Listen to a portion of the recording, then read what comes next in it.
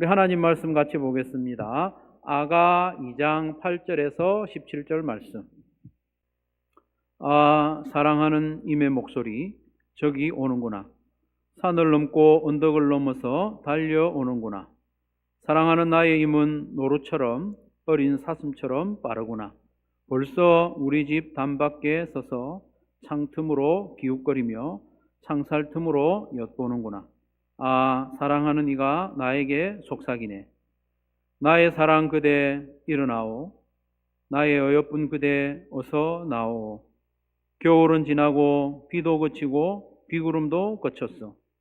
꽃 피고 새들 노래하는 계절이 이 땅에 돌아왔어. 비둘기 우는 소리 우리 땅에 들리오. 무화과 나무에는 푸른 무화과가 열려있고 포도나무에는 활짝 핀 꽃이 향기를 내뿜고 있어. 일어나 나오. 사랑하는 임이여 나의 귀여운 그대 어서 나오. 바위 틈에 있는 나의 비둘기여 낭떠러지 은밀한 곳에 숨은 나의 비둘기여 그대의 모습, 그 사랑스러운 모습을 보여주어. 그대의 목소리, 그 고운 목소리를 들려주어. 여우떼를 좀 잡아주어. 꽃이 한창인 우리 포도원을 망가뜨리는 새끼 여우떼를 좀 잡아주어. 임은 나의 것, 나는 임의 것. 임은 나리꽃밭에서 양을 치네. 날이 저물고 그림자가 사라지기 전에 나의 임이여 노루처럼 빨리 돌아와 주세요. 베데르 산에 날랜 사슴처럼 빨리 오세요. 아멘. 제가 시처럼 낭독한다고 했는데 어떠셨는가 모르겠습니다. 아가서에 대한 설교는 하는 것도 듣는 것도 드문 일입니다. 그래서 이번에 매일 성경에서 묵상하는 김에, 아가서를 묵상하는 김에 전체적인 설명과 아울러 아가서의 핵심 주제를 살펴보는 것이 좋겠다 싶어서 이번 주에는 설교를 준비했습니다. 이번에 아가서를요 여러 번 읽고 공부하면서 너무너무 은혜가 되었고 또 감동도 되고 또 한편으로는 회개가 되었습니다. 하나님의 열렬한 사랑에 감동이 되었고 그러면서 나도 좀 더 하나님을 사랑해야 되겠다. 하나님이 이처럼 나를 사랑하시는데 나도 하나님을 좀 더 사랑해야 되겠다. 그런 마음을 가지면서 또 회개하는 시간 가졌습니다. 아가는요, 아름다울 우아할 노래가 아름다운 노래라는 뜻이죠. 원어 성경 제목은요, 쉴 하슈림 노래들 중에 노래 이런 뜻이에요. 노래들 중에 노래. 영어로는 Song of Songs. 저자는 솔로몬으로 생각하시면 됩니다. 왜냐하면 1장 1절에 보면 솔로몬의 가장 아름다운 노래 이렇게 시작을 하고 있기 때문에 솔로몬의 아가라 이렇게 시작하죠. 본문에서 솔로몬이 지었다고 하는데 굳이 또 조금 마음이 빼딱한 분들은요 막 연구를 합니다. 본문에서는 그렇지만 아닐 수도 있다 이렇게 하는데 우리 그렇게 복잡하게 하지 말고 성경에서 그렇다고 하면 그렇게 생각하는 게 좋겠죠. 주요 등장인물은 이스라엘의 왕 솔로몬과 슐람미 여인인데 두 사람 사이의 열렬한 사랑의 노래가 아가서입니다. 아가서. 이 아가서를 어떻게 해석하고 받아들이느냐, 그 기본 바탕을 4가지 정도로 우리가 좀 기억을 하고 있으면 좋겠습니다. 아가서를 읽을 때 첫 번째, 아가서는 남녀의 사랑을 노래하는 시다. 1차적으로는 그래요. 남녀의 사랑을 노래하는 시입니다. 두 번째, 결혼은 하나님이 세우신 제도. 이것을 기억해야 됩니다. 세 번째, 하나님이 주신 성은 결혼 안에서만 아름답다. 결혼 안에서만 허용되었고 결혼 안에서만 아름답다. 네 번째, 아가서는 하나님과 이스라엘의 관계, 그리고 좀 더 나아가서 그리스도와 교회, 그리스도와 성도와의 관계를 조명하는 책이다. 그렇게 기억을 하고 읽으면 좋겠습니다. 여러분, 아가서가요 단순히 남녀 간의 사랑을 노래한 그 시라면 굳이 성경에까지 넣어 놓을 필요가 없죠. 사랑 노래가 얼마나 많습니까? 아가스를 굳이 성경에 포함시킨 것은 이 아가스가요, 영적인 의미가 있어요. 그리고 신앙적인 교훈이 있기 때문에 성경에 포함시켜 놨죠. 그리고 이번에 아가스를 여러 번 읽으면서 야, 아가스가 이렇게 가슴을 뛰게 하고 또 심령이 뜨거워지게 하는 책인지 새삼 깨닫게 되었습니다. 아가스를 자꾸 읽으면요, 여러분 연애 세포가 다시 살아납니다. 연애 세포가 살아나기 원하시는 분은 아가스를 반복해서 계속 읽기를 권합니다. 네. 하지만 아가스가 쉽지 않죠.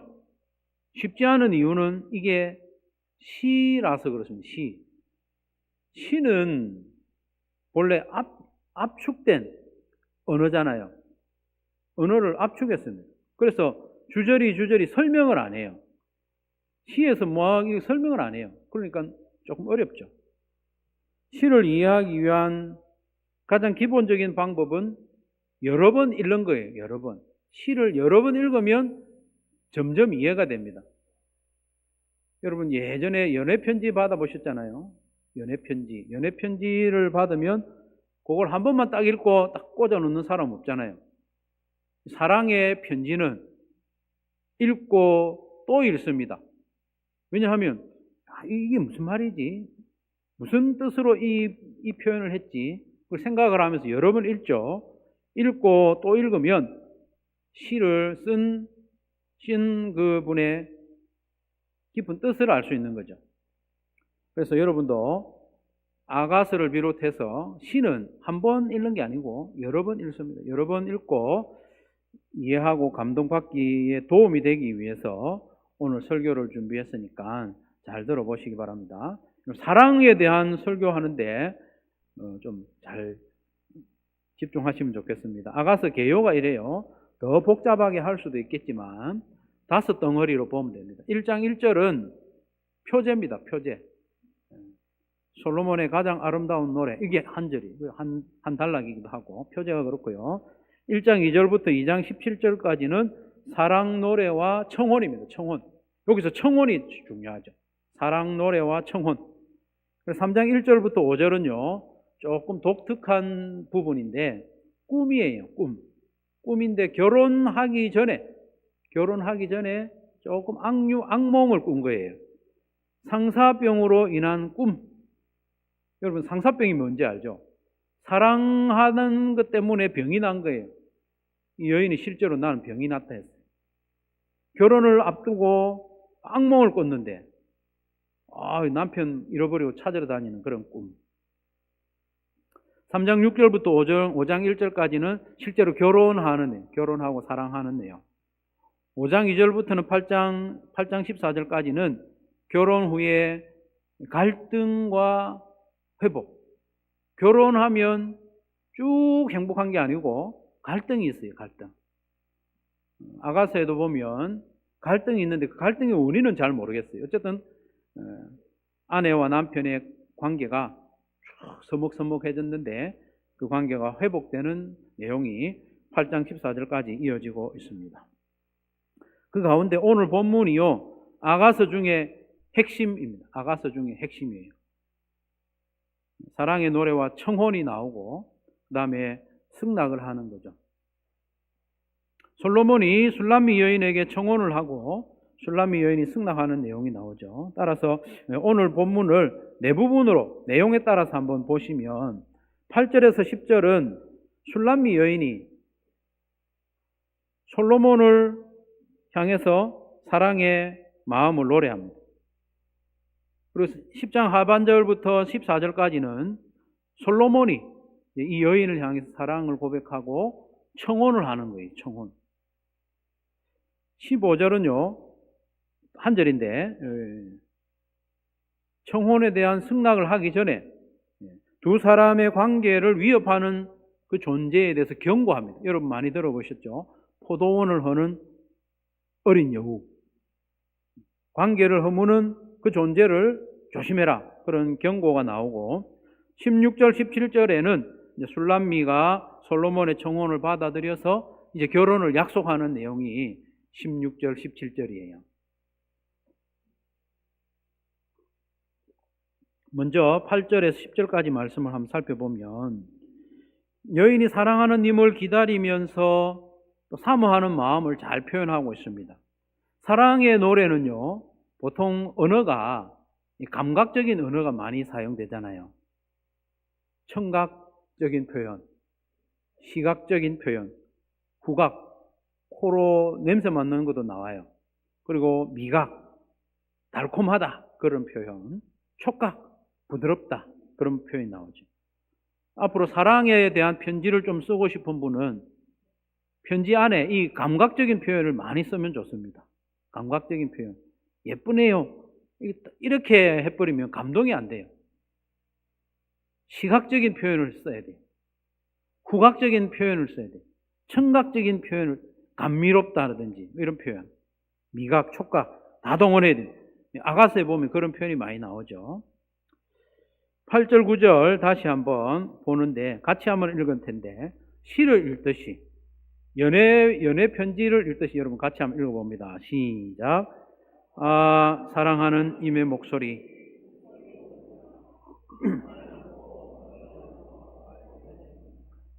사랑하는 나의 임은 노루처럼 어린 사슴처럼 빠르구나. 벌써 우리 집 단밖에 서서 창틈으로 기웃거리며 창살 틈으로 엿보는구나. 네, 잘했습니다. 예, 소질들이 있으세요. 예. 자꾸 이렇게 시를 읽고 낭독하면 자기한테도 좋고 같이 있는 분한테도 좋습니다. 여인은 님의 목소리가 들린다고 합니다. 이 청각적인 표현이죠. 님의 목소리가 들린다. 산을 넘고 언덕을 넘어서 막 달려오는 듯이 그 시각적인 표현을 하죠. 그걸 보면 기뻐하는 거죠. 9절에 보면 노루처럼 어린 사슴처럼 빨리 달려온다는 거죠. 솔로몬이 막 우사인 볼트처럼 달려온다는 그런 의미가 아니고 이게 자기 마음이죠. 자기 마음. 그렇게 기다린다는 간절히. 담 밖에까지 왔다 표현하기도 하고 창틈으로 기웃거린다 이런 표현도 하고 급기야 창살 틈으로 엿본다 이런 표현을 하기도 하죠. 점점 가까이 오는 거죠. 저 언덕 너머로 와서 담까지 왔고 창틈으로 또 창살 틈으로 엿본다. 점점 가까이 오는 긴장감이 더해지고 점층적으로 그렇게 분위기가 고조되는 거죠. 그러면서 10절 하반부에 보면 드디어 사랑하는 이가 여인에게 속삭여 고백한다 이런 표현이 나오죠. 지금까지는 자기가 막 노래했는데 이제는 남자가 아 사랑하는 이가 나에게 속삭이네 하면서 이제 다음 대사는 남자에게 넘어가는 거예요. 10절 중반에 보면 여러분 보세요. 괄호해서 남자 이렇게 써져 있죠. 이건 원어 성경에 이렇게 되어 있는 건 아니에요. 우리가 좀 읽을 때 도움이 되라고. 예전에 개역 개정 성경에는 이렇게 남자, 여자, 친구들 이런 구분이 안 돼 있었어요. 그러니까 이 시를 읽어 나갈 때 얼마나 힘들었는지 몰라요. 목사들도 이게 어디까지가 남자가 하는 이야기고 어디부터가 여자가 하는 이야기인지 모르는 거예요. 그래서 세번역 성경에는 도움을 주는 거죠. 남자, 여자. 그래서 히브리어에는요 남성과 여성이 이 단어에 상당히 발달이 돼 있어요. 우리는 온다 이렇게 하면 남자가 오는지 여자가 오는지 모르잖아요. 근데 히브리어는 보면 그 동사에도 성이 좀 구분이 돼 있어가지고 알려줄 수 있는 거예요.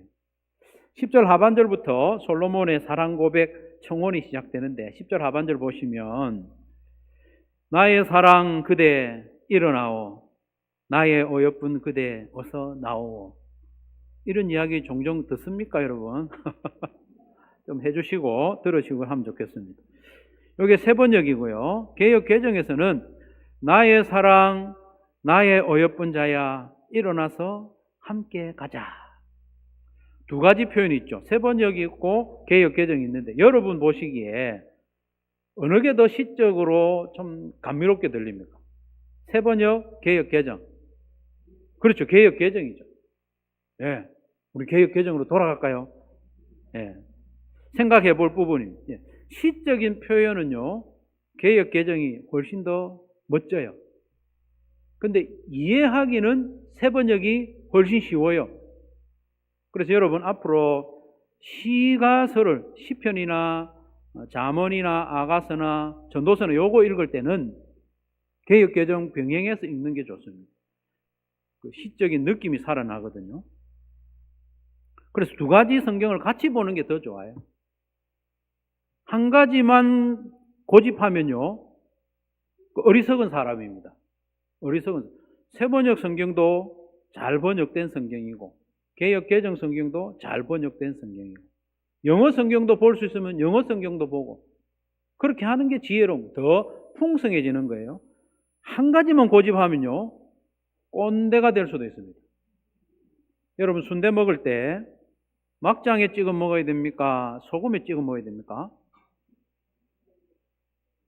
예, 취향대로. 자기 먹고 싶은 대로. 저도요, 예전에는 무조건 순대는 막장에 찍어 먹는 거지. 어떻게 순대를 소금에 찍어 먹나 이렇게 했는데, 저 이쪽 지방 사람들 보니 소금에 찍어 먹더라고요. 저도 찍어 먹어봤어요. 순대 본연의 맛이 느껴집니다. 또 어떤 때는 막장 맛으로 먹고 싶을 때는 또 거기 찍어 먹습니다. 그래서 여러분, 성경을 우리가 새 번역으로 예배 시간에 보는 것은 새로 온 분들이 이해를 위한 거예요. 양해하셔야 돼요. 그리고 여러분 개역 개정 보다가도요, 이해 안 되는 거 있으면 새 번역하고 대조해서 보세요. 이해가 2배는 잘 됩니다. 하나만 고집하면 바보입니다. 자, 11절 12절 보겠습니다. 겨울은 지나고 비도 그치고 비구름도 그쳤어. 꽃 피고 새들 노래하는 계절이 이 땅에 돌아왔어. 비둘기 우는 소리 우리 땅에 들리요. 이렇게 노래를 하는데, 솔로몬이 지금 일기예보합니까? 그런 객관적인 이야기 하는 게 아니죠. 계절의 변화를 말하는 게 아니라 자기 마음을 표현하는 거예요. 자기의 마음이 이제 확신이 드는 거예요. 확신이 들고 내 마음의 사랑으로 가득했다. 그런 표현이죠. 13절에도 보면 무화과 나무에는 열매가 열렸고 포도나무에는 활짝 핀 꽃이 향기를 내뿜고 있다. 향기를 내뿜고 있다. 후각이죠, 후각. 자기의 사랑이 그렇게 얼마나 풍성한지 막 뿜어져 나온다는 거예요. 솔로몬이 그렇게 이야기합니다. 14절에는요, 아주 깊은 뜻이 있는 말을 하는데, 14절 같이 한번 읽겠습니다. 시작.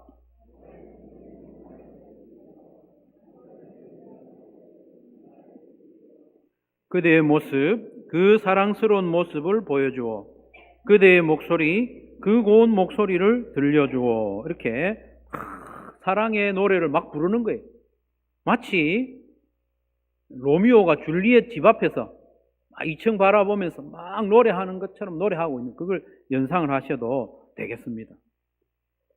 그런데 사랑하는 여인을 어떻게 표현하느냐? 비둘기인데 어떤 상황에 있는 비둘기냐? 바위 틈에 있는 비둘기래요. 또 낭떠러지 은밀한 곳에 숨어 있는 비둘기래요. 이건 무슨 뜻인가? 저 낭떠러지 높은 곳에 있으니까 지금 비둘기가 위험에 처했다는 그런 표현일까요? 아슬아슬하다 이런 표현일까요? 그건 아니에요.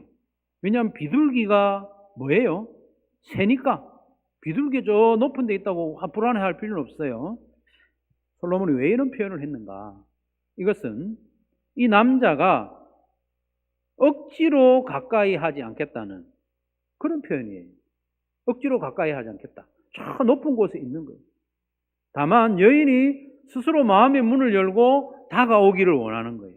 얼굴도 보여주고 그 목소리도 들려주기를 솔로몬이 노래하고 있는 거죠.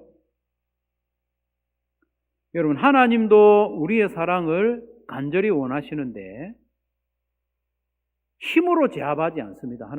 하나님이 우리를 힘으로 눌러가지고 사랑해 안 해? 사랑한다고 말해? 이렇게 하지 않잖아요. 억지로 하지 않습니다. 그리고 기계적인 사랑도 원하지 않습니다. 우리 하나님은 우리 스스로 자유의지로 하나님 사랑하기를 원하셔요. 우리가 다른 것 사랑하는 거 포기하고 하나님 사랑하기를 원하시는, 사랑은 버려야 되거든요. 버리고 선택하는 것이 사랑이거든요. 우리가 하나님을 그렇게 사랑하기를 원하신다. 그걸 알 수 있습니다. 이 남자의 청혼에 대해서 여인이 대답하는 게 16절, 17절에 나오는데요. 그에 앞서서 두 사람의 사랑의 관계를 위협하는 존재에 대해서 경계하는 내용이 나옵니다. 15절에 보면 여우 떼를 좀 잡아주어 꽃이 한창인 우리 포도원을 망가뜨리는 새끼 여우 떼를 좀 잡아주어 이렇게 합니다. 포도원을 망가뜨리는 새끼 여우 떼라고 했습니다. 한 마리가 아니에요. 여러 마리가 있는데 이것을 우리가 다양하게 해석할 수 있지 않겠습니까? 사랑하는 연인 사이, 사랑하는 부부 사이의 그 관계를 방해하고 또 멀어지게 하는 요소들이 여러 가지가 있지 않겠습니까? 그래서 여우 새끼 떼, 새끼 여우 떼라고 합니다. 하나님과 이스라엘의 관계, 그리고 그리스도와 교회와의 관계를 위협하는 요소는 여러 가지가 있습니다. 여러 가지가 있습니다. 그런 것들을 조심하고 처리해야 함을 우리에게 말씀하고 있죠. 그리고는 드디어 이제 여인이 청혼에 대한 답을 합니다. 답을 해요. 16절, 17절 시를 낭독하듯이 같이 한번 읽어보겠습니다. 시작. 임은 나리꽃밭에서 양을 치네. 날이 저물고 그림자가 사라지기 전에 나의 임이여 노루처럼 빨리 돌아와 주세요. 베데르 산에 날랜 사슴처럼 빨리 오세요. 네. 2장 1절에 보면 이 술람미 여인이 이미 자기 자신을 나리꽃에다가 비유를 했어요. 나리꽃은 백합 종류라고 보면 돼요. 백합. 자기를 백합처럼 비유했는데 솔로몬이 지금 어디 있느냐 하면 백합꽃 밭에 있는 거예요.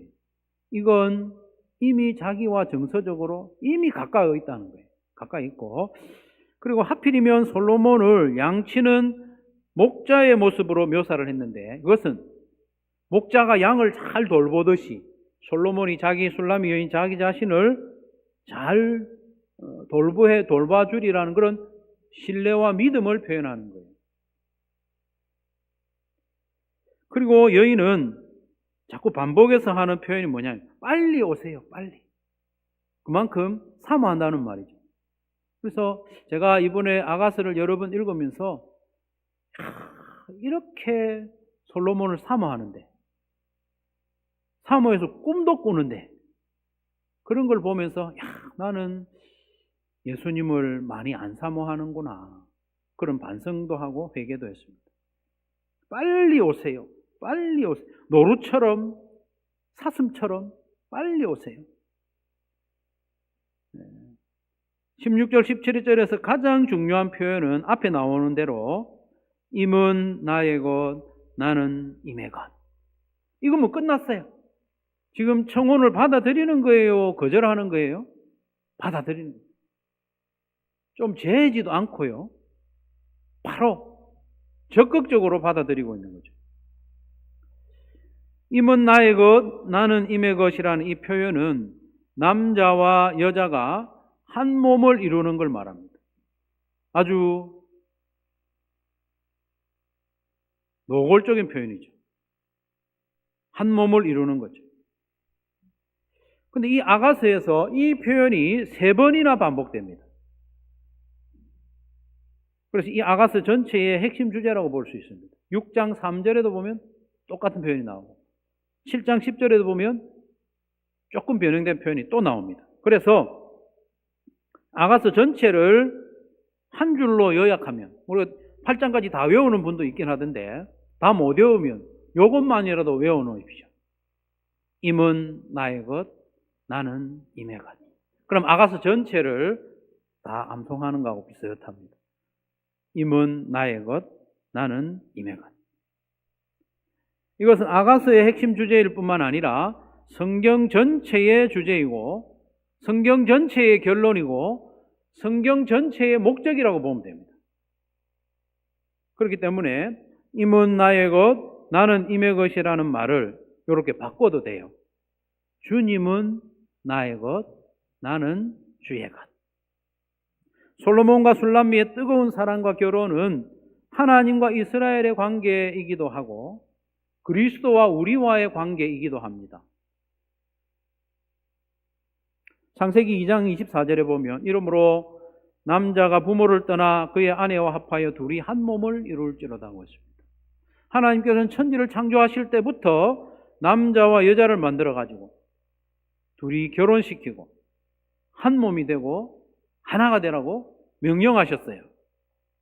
왜 그렇게 하셨는가? 왜 그렇게 하셨는가? 그것은 하나님이 삼위일체로 계시기 때문입니다. 하나님이 삼위일체로 계시기 때문에 삼위일체 하나님이 천지를 창조하신 목적이 뭐냐? 이 세상에 하나님의 존재를 드러내는 거예요. 하나님의 존재 방식을 드러내는 것이 창조의 목적입니다. 그래서 남자와 여자가 결혼하여 한 몸이 하나가 되라 말씀하셨죠. 하지만 안타깝게도 아담과 하와가 하나님의 뜻에 반역하여 죄인이 되고 말았죠. 죄인이 됐어요. 그래서 하나님과의 관계가 단절됐습니다. 이게 영적인 죽음이라고 했습니다. 죽음은 관계의 단절입니다.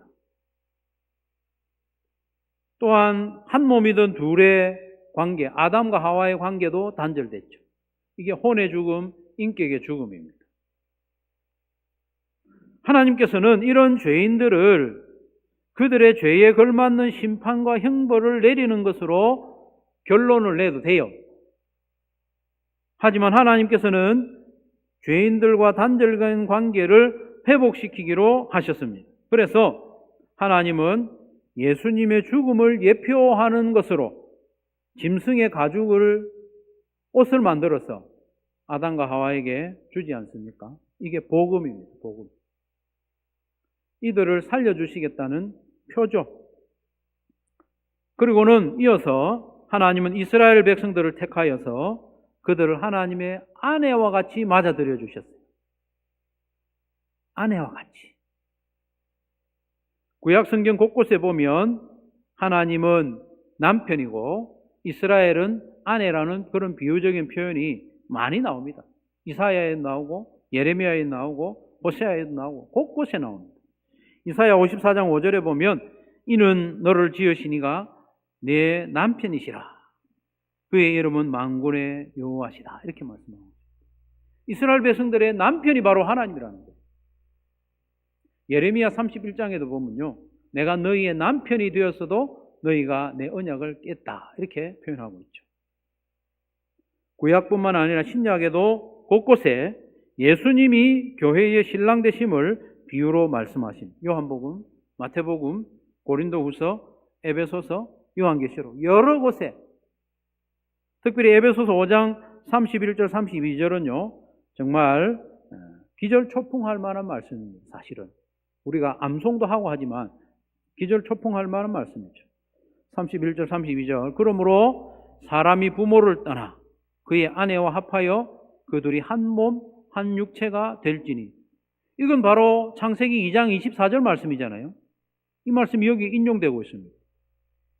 이것은 비밀과 같다. 이 비밀이 크도다. 나는 그리스도와 교회에 대하여 말하노라. 이 말이 무슨 말입니까?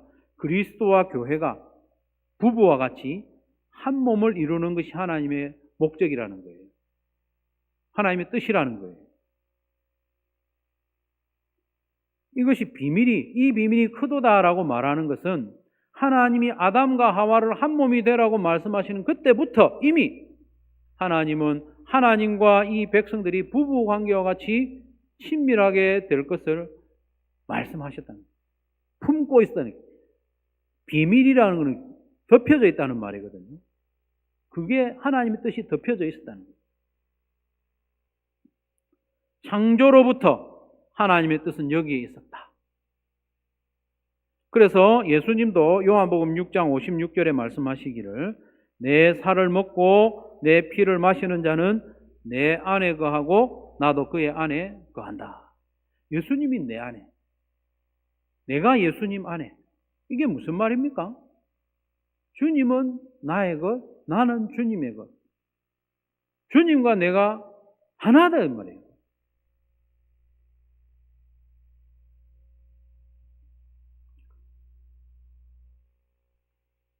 아가서라는 이 아름다운 사랑의 노래, 상당히 노골적인 이 하나됨의 노래를 통해서 하나님이 이스라엘과 얼마나 하나가 되고 싶어 하셨는지를 잘 드러내고 있습니다.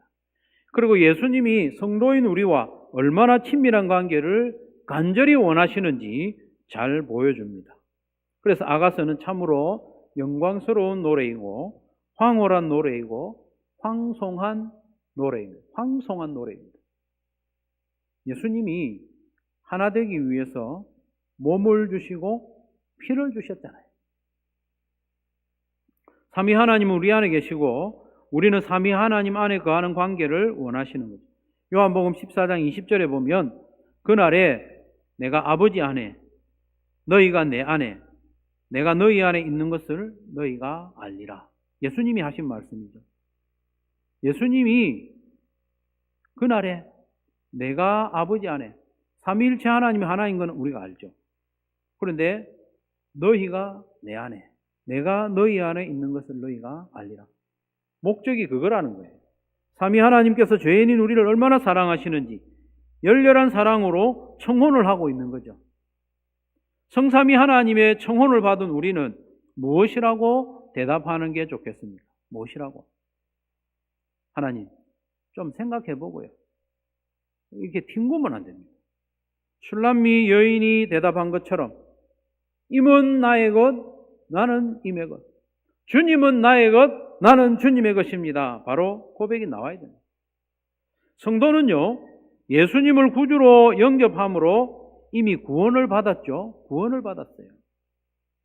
그런데 구원의 의미가 이렇게 깊고 영광스럽고 황홀한 사랑의 고백인 줄은 미처 몰랐을 수 있습니다. 구원 이렇게 하니까 내가 죄인인데 지옥에 떨어져야 되는데 나를 살려주시네, 감사하네, 그 정도 수준이 아니에요. 마치 나를 아내로 맞이하는 것처럼 호세아가 음란한 여인 고멜을 아내로 맞이하는 것처럼 우리를 아내로 맞이해 주시는 것이 구원입니다. 청혼이죠. 그러니 삼위 하나님의 청혼에 대해서 우리가 제대로 답을 해야 됩니다. 하나님, 나는 하나님의 것이고 하나님은 나의 것입니다. 나는 하나님 안에 있고 하나님은 내 안에 거하십니다. 이렇게 고백을 해요. 고백을.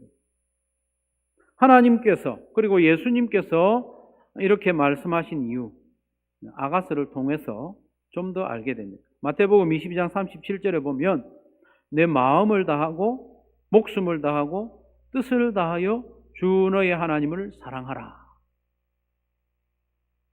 참 부담스러운 말씀이죠. 그러나 아가서를 보니까 왜 이렇게 말씀하셨는지 이해가 되는 거예요. 하나님이 나를 그렇게 사랑하고 계시기 때문에 나도 하나님을 그렇게 사랑하라고 요구하는 거예요. 예수님이 몸과 피를 내주셨기 때문에 너도 나를 위해서 그래 해다오 요구할 수 있잖아요. 하나님이 자기 목숨보다 소중한 아들 예수님을 십자가에 내주셨으니 너도 나를 마음을 다하고 목숨을 다하고 뜻을 다하여 사랑하라 요구하시는 거죠. 그리고 우리도 하나님께 드리는 만큼 하나됨을 깊이 경험할 수 있기 때문에 마음을 다하고 목숨을 다하고 뜻을 다해서 하나님을 사랑하라. 그렇게 사랑할 때 하나님과 내가 하나가 된 것을 실제로 경험할 수 있게 되는 거죠.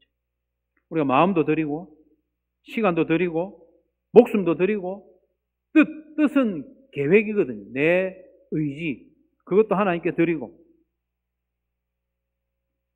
그렇게 하면 하나됨을 더 깊이 경험할 수 있다는 거예요. 사랑하는 성도 여러분, 하나님을 향한 우리의 사랑을 한번 점검해 봅시다. 나는 얼마나 하나님을 사랑하는가? 얼마나 사랑하는가는 얼마나 드리는가? 그걸로 알 수 있습니다. 하나님은 솔로몬이 술람미 여인에게 요청한 것처럼 너의 모습을 보여다오. 너의 모습을 보여다오. 너의 아름다운 목소리를 들려다오. 이렇게 우리에게 요청하시는 거예요. 그러니까 우리는 어떻게 해야 됩니까? 내 모습을 자꾸 보여드려야 돼요. 줄리엣이 창문 꼭 닫고 안 나오면 안 돼요. 나와야 돼. 모습을 보여드리고 또 목소리도 들려드리고 이렇게 하기를 원하시는 거예요. 그런데 15절에서 경계했던 것처럼 하나님과 나의 관계를 좀 먹고 허무는 새끼 여우들을 잇는 거예요. 그걸 때려잡아야 돼요. 새끼 여우 이렇게 하니까 귀엽네, 불쌍히 여고 이렇게 해야 할 대상이 아니에요. 하나님과 우리 관계를 좀 먹고 포도밭을 망치는 거예요. 때려잡아야 돼요. 새끼 여우 떼라고 했습니다. 여러분, 무엇이 나와 하나님 사이, 여러분과 하나님 사이를 좀 먹고 더 친밀하지 못하게 하고 좀 멀어지게 하고 그렇게 하는지 여러분 확인해 보세요. 그런 여우 새끼들이 있어요. 새끼 여우 떼라고 했습니다. 많죠? 많은데 지금 여러분 이번 주간에 때려잡을 여우 2마리는 정하십시오. 이번 주간에 때려잡을 여우 2마리를 정하십시오. 때려잡아야 됩니다. 안 잡으면 자꾸 하나님 사이를 갈라놓습니다. 2마리를 꼭 정하십시오. 1마리라도 정하십시오. 제일 대표적인 거 1마리. 제일 대표적인 거 1마리를 딱 정해놓고 이번 한 주간 때려잡아야 됩니다.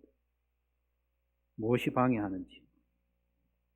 사랑하는 성도 여러분, 하나님께서 천지를 창조하실 때부터 우리에게 대하여 어떤 계획을 가지고 계시느냐? 하나님은 나의 것, 나는 하나님의 것. 하나님은 나의 신랑과 같고 나는 하나님의 신부와 같은 존재로 계획을 하셨습니다. 크도다 이 비밀이요.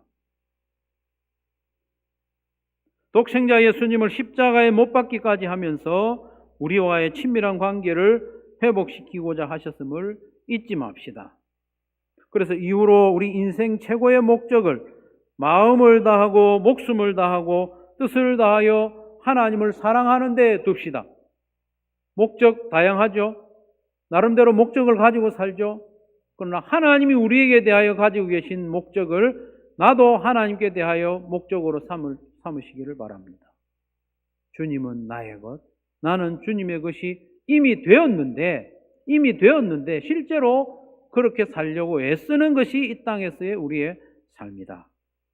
주님은 나의 것, 나는 주님의 것임을 고백하고 모든 것을 드림으로써 실제로 주님은 내 안에 거하시고 나는 주님 안에 거하는 것을 경험하며 살아가는 저와 여러분 되시기를 주님의 이름으로 축원합니다.